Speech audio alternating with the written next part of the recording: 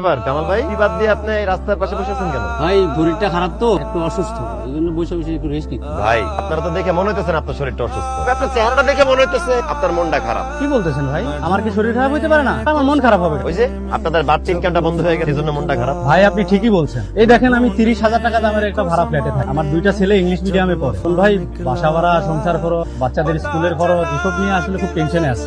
ভাই, ট্রাফিকে চাকরি করেন, 30,000 টাকা বাসা ভাড়া দিয়ে থাকেন, আপনার ছেলেরা ইংলিশ মিডিয়াম স্কুলে পড়ে। হ্যাঁ, আগে তো ইনকাম দান্ডা ভালো ছিল, আর এই খরচ আমার গায়েই লাগতো। এখন তো আসলে বেতন ছাড়া কোনো ওয়ে নাই, এই জন্য ভাই টেনশনেই আছে যে হবে। শুনুন কামাল ভাই, ভয় পায় না। আপনার 30,000 টাকার বাসায় থাকলেও দিন যাবে, না থাকলেও দিন যাবে। আপনি যদি আপনার ডিউটিটা ঠিক মতো পালন করেন, ট্রাফিকটা ঠিক মতো কন্ট্রোল করেন, আপনি যদি কাজের ব্যাপারে সৎ থাকেন, আল্লাহ আপনার ওই টাকায় বরকত দিন। এবং যদি রাস্তাঘাটে জ্যাম না থাকে, মানুষ যদি সঠিক সময় তার গন্তব্যস্থলে পৌঁছাতে পারে, তাহলে দেখবেন মানুষ খুশি হয়ে আপনাকে পুরস্কার দিতেছে, আপনাকে পানি এবং খাবার দিবে, এমনকি আপনাকে ফুল দিয়ে শুভেচ্ছা জানাবে। ভাই, কাজের প্রতি অবহেলা করেন না। দেশ বদলাইছে, মানুষ বদলাইছে, আপনারা বদলাবেন না? আমাদের